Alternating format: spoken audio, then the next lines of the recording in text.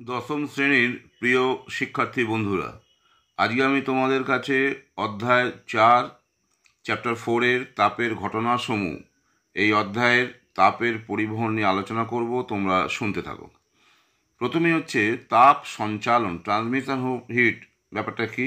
সোজা কথায় বলতে গেলে এক স্থান থেকে অন্য স্থানে তাপের চলাচলকে তাপ সঞ্চালন বলে। তোমরা দেখতে পাচ্ছ যে তাপ সঞ্চালনের 3টে পদ্ধতি আছে: পরিবহন, পরিচালন, বিকিরণ। কিন্তু আজকে আমরা এখানে তাপের পরিবহন নিয়ে আলোচনা করব। তোমরা দেখতে থাকো। তাপের পরিবহন ব্যাপারটা কি? তাপ সঞ্চালনের যে পদ্ধতিতে কোনো পদার্থের উষ্ণতর থেকে শীতলতর স্থানে অণুগুলির কম্পনের ফলে তাপ সঞ্চালিত হয়, কিন্তু অণুগুলির কোনো স্থানচ্যুতি ঘটে না। এটা খুব ইন্টারেস্টিং পয়েন্ট। স্থানচ্যুতি ঘটে না, তাকে তাপের পরিবহন বলে। প্রথমে তো সংজ্ঞাটা হলো।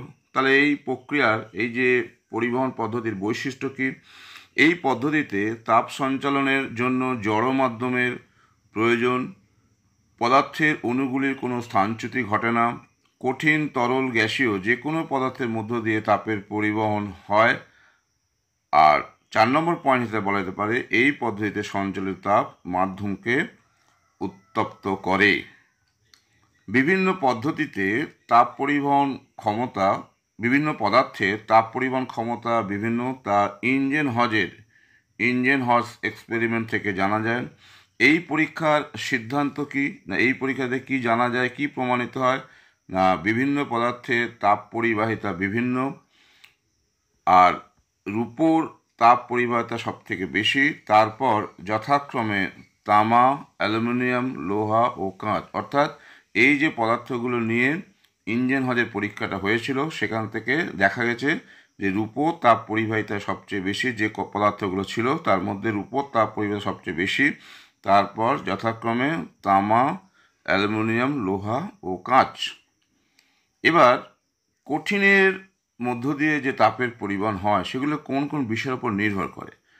যদি আমি একটা আয়তাকার পাত নিয়ে দেখাই, তাহলে বলা যেতে পারে যে দেখো, কিউ ভ্যারিজেস এ, অর্থাৎ ক্ষেত্রফল, পাতের ক্ষেত্রপৃষ্ঠতলের ক্ষেত্রফল যত বাড়বে, পদার্থের ক্ষেত্রফল যত বাড়ছে, পরিবাহিত তাপ সমানুপাতে বৃদ্ধি পাচ্ছে।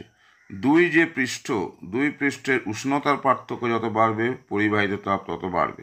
সবই হচ্ছে সমানুপাত সম্পর্ক। এক্ষেত্রে সময় যত বাড়বে, যত বেশি সময় ধরে তাপ পরিবাহিত হবে, তত বেশি তাপ যাবে।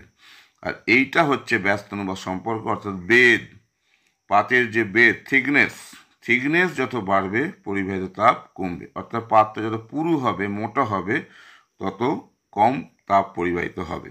তাহলে এইখান থেকে এই যে সম্পর্কগুলো তোমরা দেখলে, এখান থেকে যদি আমি যৌগিক ভেদের উপপাদ্য প্রয়োগ করি, তাহলে আমরা কি বলতে পারবো না, কিউ ভ্যারিজেস এটা, এবার কিউ সমান হচ্ছে কে। এইটা, এই কথা মানেটা কি? কে হচ্ছে একটা সমানুপাত ধ্রুবক, যাকে আমরা পদার্থের উপাদানের তাপ পরিবাহিতাঙ্ক বলবো। দেখতে পাচ্ছ তোমরা? তাহলে তাপ পরিবাহিতাঙ্ক, কোএফিসিয়েন্ট অফ থার্মাল কন্ডাক্টিভিটি। তাহলে এই সম্পর্ক থেকে আমরা সংজ্ঞাটা কি দেবো? এখানে একটা বলে রাখি যে তাপ পরিবাহিতাঙ্ক অনেক সময় তাপ পরিবাহিতাও বলে।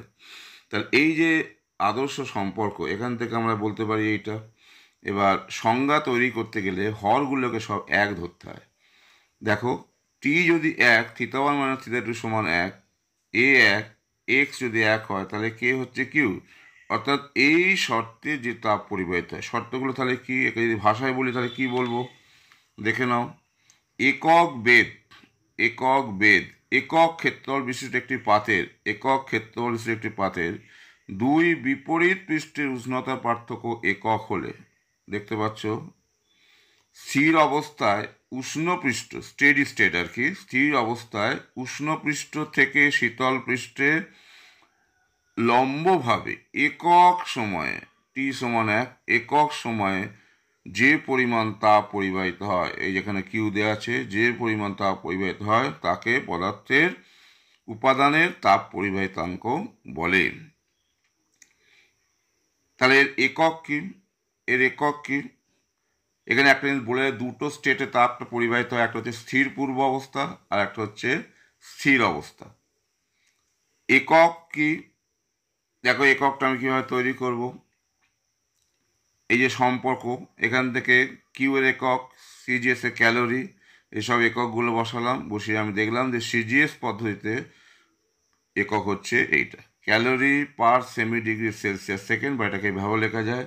একইভাবে এসআই পদ্ধতি এভাবে লেখা যায়।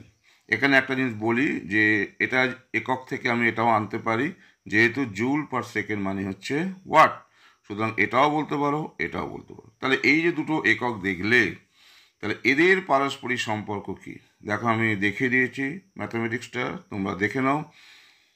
সিদ্ধান্ত তাহলে কি না, তাপ পরিবাহিতাঙ্কের এক সিজিএস একক মানে হচ্ছে 420, 420, 420 এসআই একক। তাহলে একক তো হলো, এর মাত্রাটা তাহলে কি হবে দেখো, কে এর মাত্রা আমি করে দেখেছি, তোমরা দেখে নাও। তাহলে কে হচ্ছে এইটা, অর্থাৎ এখানে এমএলটি থাকছে, এছাড়া উষ্ণতা থিতাও থাকছে। এবার একটা ছোট প্রশ্ন এখান থেকে, ইম্পর্টেন্ট প্রশ্ন দিতে পারে যে তামার তাপ পরিবাহিতাঙ্ক, অঙ্কের ভাষা কে সিইউ 0.92 সিজিএস, এর অর্থ কি, এসআইতে এর মান কত। তাহলে একইভাবে সংজ্ঞা থেকে আমি বলতে পারি, যেহেতু সিজিএস, তাহলে এইভাবে বলবো, 1 সেমি বেদ 1 সেমি স্কয়ার ক্ষেত্রফলের কোনো তামার খণ্ডের দুই বিপরীত পৃষ্ঠের উষ্ণতার পার্থক্য যদি 1 ডিগ্রি সেলসিয়াস হয়, তাহলে 1 সেকেন্ড সময়ে উষ্ণ পৃষ্ঠ থেকে শীতল পৃষ্ঠে লম্বভাবে এই যে 0.92 ক্যালোরি তাপ পরিবাহিত হয়। তাহলে এসআইতে এর মান কত, যেহেতু 1 সিজিএস ইউনিট সমান 420 এসআই একক, তাহলে 420 যদি আমি গুণ করি, watt metre inverse kelvin inverse, গুণ করলে হচ্ছে 386.4 watt metre inverse kelvin inverse. Okay, একটা অবজেক্টিভ প্রশ্নটার প্রশ্ন দিতে পারে যে আদর্শ পরিবাহীর ক্ষেত্রে তাপ পরিবাহিতাঙ্ক কত না, আদর্শ পরিবাহের ক্ষেত্রে কে হচ্ছে ইনফিনিটি, আর আদর্শ অন্তরের ক্ষেত্রে কে সমান 0। এবার আমি আসি তাপ রোধ ও তাপ রোধাঙ্ক এই ব্যাপারটা নিয়ে। দেখো এখান থেকে এটা আমরা জানি, তাহলে তাপ পরিবহনের হার কিউ/টি সমান কি বলতে পারি, এটা বলতে পারি।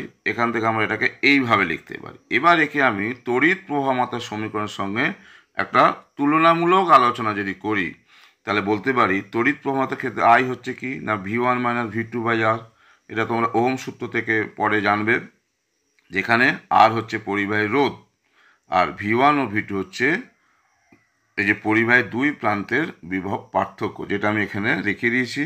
আর পরিবাহীর দৈর্ঘ্য হচ্ছে ডি, ক্ষেত্রফল হচ্ছে এ, হলো।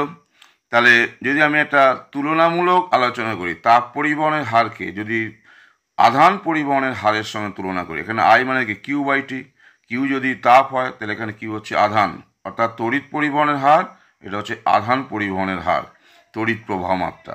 এখানে উষ্ণতা যে ভূমিকা নেবে, এখানে বিভব, তড়িৎ বিভব সেই ভূমিকা নেবে।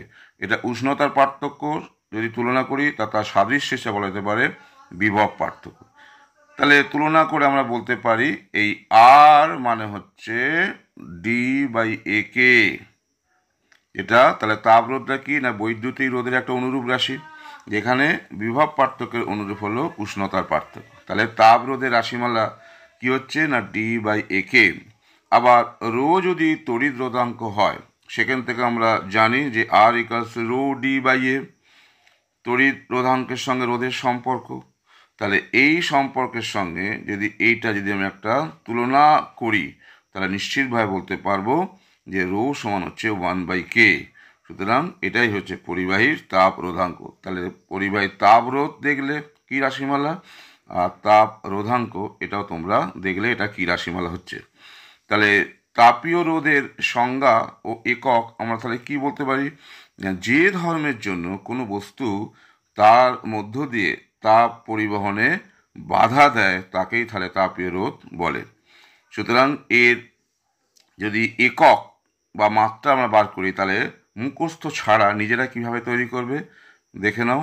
এই সম্পর্কটা হচ্ছে মূল সম্পর্ক, সেখান থেকে এটা লিখতে পারি। এবার এককগুলো বসিয়ে সরল টরল করে আমরা দেখলাম যে কি হচ্ছে না KW ইনভার্স, কে মানে কি এখানে এই যে D/K, KW ইনভার্স, যেখানে W হচ্ছে জুল পার সেকেন্ড। তাহলে কে হচ্ছে এখানে কেলভিন, তাহলে কেলভিন এই যে উষ্ণতার একক, এসআই একক হচ্ছে কেলভিন, তাহলে কেলভিন ওয়াট ইনভার্স, কারণ ওয়াট মানে হচ্ছে জুল সেকেন্ড ইনভার্স। তাহলে মাত্রের সংকেত কী হবে, এই একইভাবে দেখো আমি করে দেখিয়েছি, সরল করলে হচ্ছে M inverse L⁻⁻2 T⁻Q theta. তাহলে এই তোমাদের মোটামুটি সিলেবাসে আছে, এইগুলোর উপর অনেক ছোটো ছোটো প্রশ্ন হয়, সেগুলো ভালো করে করো, তাহলে তাপ পরিবহন সংক্রান্ত যে আলোচনা সেখান থেকে যা প্রশ্ন আসবে আশা করি তোমরা করতে সমর্থ হবে। সুতরাং এখানেই শেষ করছি।